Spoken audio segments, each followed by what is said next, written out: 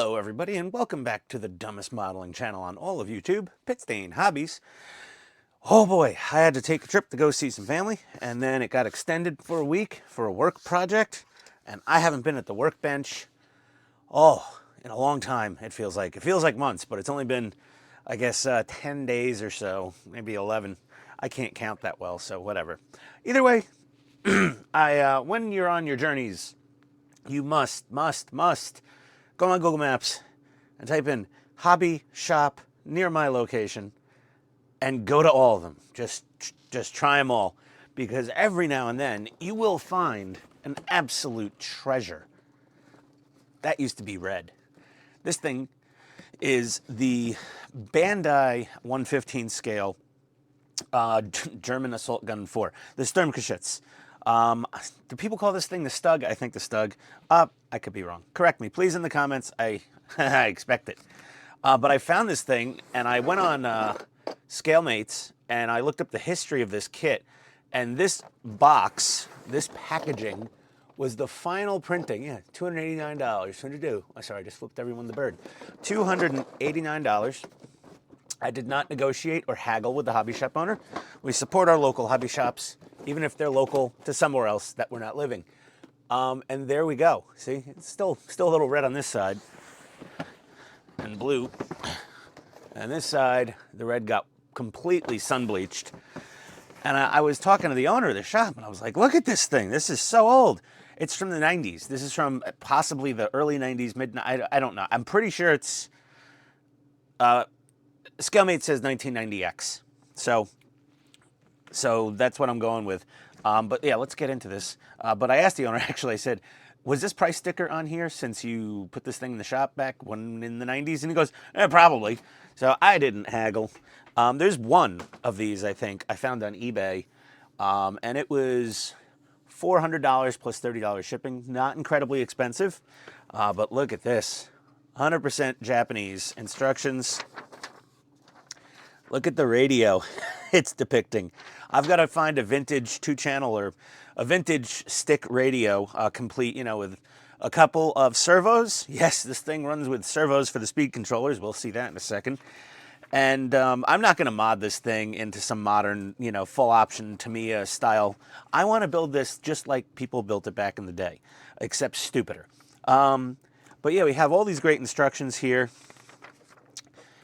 And they're all in Japanese. You could use the Google Translate app on your phone to figure out what the heck everything says. But what is here is it tells you what you need to run the tank, which is 2, purchased separately, RS380 PH motors. There we go. I got these on eBay for about $10 each. I ordered them while I was still on my trip, so they would be waiting for me when I got home. I shipped this home. So I didn't have to worry about checking it or fitting it in the overhead.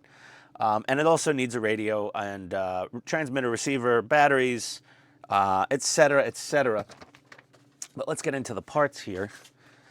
Now, let's just look at the gorilla in the room here. This is obviously the upper hull, and it is very smooth-sided, very smooth-sided. There is some minimal texture on the top. A little bit of, there's some simple weld lines here and there. Reason for that is because of this.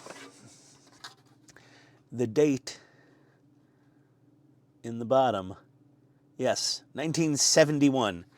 This, the molds for this thing were originally popped in 1971. This kit is officially 8 years older than I am, as far as its tooling goes. But like I said, this boxing said 90s.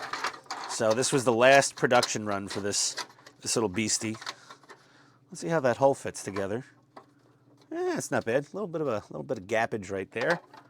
The back, front, back. Yeah, not bad. You got little screw tabs lining up and okay, it's fine. Like, I don't know what we expect from a 52-year-old mold, but then check this out. This is very cool. My favorite thing in the world for a tank, rubber tires. And they look to be in fantastic condition. whatever type of rubber they used. If I take these out of the packaging and they crumble in my hands, I don't know. Failure. Got a couple of transmissions here with some brass and steel gears. Looks like probably for the idler wheel, I guess. Yeah, so you got some metal bits. Let's move this aside. And then we got a bag with some little plastic bits, some double-sided tape that's probably completely dead. And those pieces of beef jerky are actually rubber bands. And they have, yeah, they're so dried out. Luckily, they still make rubber bands, so we'll have that. And we got, now I did see there's actually an upgrade for the sprockets and idlers, a metal upgrade I found on eBay. And oh, there's a couple of jerry cans in there. Nice. I saw those on eBay, so I might get those. And we got our suspension arms in nice die-cast, you know, zinc type material, and they look pretty snazzy. So that's cool. I'm gonna put you over here, and then we got this lovely piece of cardboard here. Just whatever. We'll get that out of the way.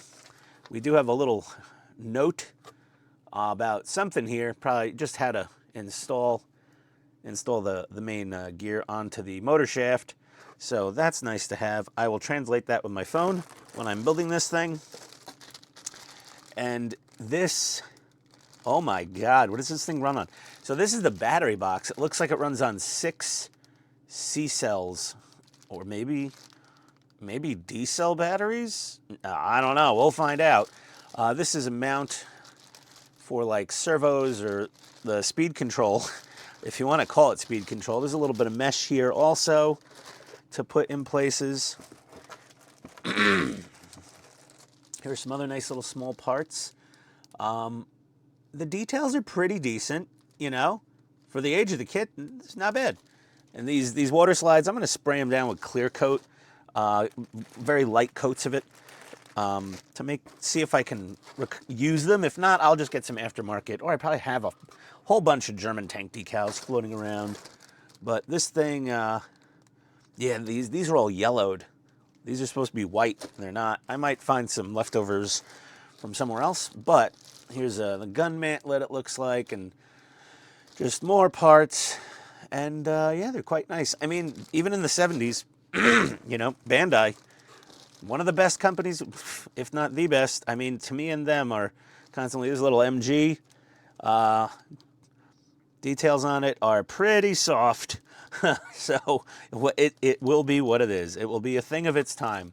There's some pioneering engineering tools, whatever you want to call them there. Look, we got some track links here for stowage. That's nice. Some engine grates that will probably use that mesh on one side or the other. So that's nice. And then we've got our many little road wheels and turn rollers. So that's quite nice. We have a plastic antenna tube because back in the day, whoop-a-doo, you had the antenna out. Man, maybe I do want to put a 2.4 gigahertz radio on this thing. I don't want the antenna sticking out, but it period correct, so I don't know. We got a parts bag here of some metal stuff. So we got some like metal wire. It's like baling wire almost. Not sure what that's for, but we'll find out. There's our little spur gears for our electric motors, brass as expected. And there's springs and things in here because you have to build the battery compartment, like build it, put all the, you know, the metal contacts in and all that stuff. And then, yeah, the barrel's a 2-piece barrel, so there will be some seam work that we do have to do, but whatever, it's fine. Yeah, everything looks great so far, especially considering the age, but great in general. I mean, I'm just pretty impressed. Now we got this. This is where stuff starts getting weird for the youngsters. They don't know what this is. They don't remember these things. Well, we got to even build the contacts. This, my friends, most of my viewers are, they skew more towards the, you know, the 30-plus years old community, but this little thing here, and we may need to clean it a little bit, is the mechanical speed and steering control unit. Like, I mean, even in the 90s, you were still getting to me RC cars that had mechanical speed control. So we all know what those, we should be familiar with those. But that is crazy vintage right there. That's a nice color coding on the wires that I'll have to translate to Japanese to know which one's which. And then a bag o' track links. Now, I noticed in this bag o' track links, there are no metal pins. These are snap-together track links.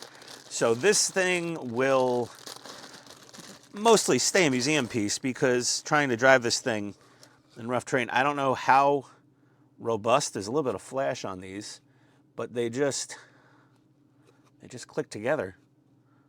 They actually hold pretty well. Oh, they got a little bar in there. Do they have a little? Yeah, they do. They have a little bar going across the middle here. There's a little cup there, so you just snap them together. Ah, okay. That shouldn't be too hard to build, actually. So we have all this fun, exciting, ancient stuff here. This thing, so this is all 52-year-old engineering from, luckily, Bandai, Japan. So it shouldn't be too bad. But there we have it. Now, if any of my viewers happen to have a complete and working vintage stick radio, some old Futaba thing, maybe even one of those ones in like the gold aluminum housing, whatever you got. If anybody's got a really, really old, stick radio, 2-channel preferred, but if it's 4 or 6-channel, I don't care. I'm just going to need the 2 sticks. Please get in touch with me at my email address below. And I will like to give you a fair price for your radio if you'll accept. Let me see, this thing goes here because I'd like to keep this thing as period correct as possible as far as the build goes. Back in the 70s, people did have modeling skills to fill seam marks and seam lines, and they had putty and they had sandpaper and they had paint. So I am going to use all of my normal, albeit somewhat mediocre talents when building this puppy. But yeah, reach out, pitstainhobbies@gmail.com if you have a radio set that I'd prefer like all the vintage, like vintage servos, the proper receiver, the radio, preferably something that doesn't need some proprietary rechargeable battery. I'll figure something out. Voltage is not an issue, but yeah, cool. I haven't built an RC tank in a while, like in a week. So this is gonna be cool, but I haven't built like a plastic model thing. And Bandai, man, I went down the rabbit hole on eBay. I found another one. I found they had a Panzer IV and they have a Tiger I. I don't know. We'll see how this thing goes and take it from there. But yes, that is all for now. Thank you for watching. Like, subscribe, comment, whatever, the stuff. But especially if you got an old radio banging around some dusty box up in your attic, and hopefully it works. If you don't know if it works and you just want to send it to me, I'll take that as well. Even if it turns out defective, at least it'll be a cool little thing to put on the channel. But thank you again for watching. I'm going to take my itty bitty 380 motors and go pound my head on the table figuring out what to do for the rest of the day. Bye, everybody.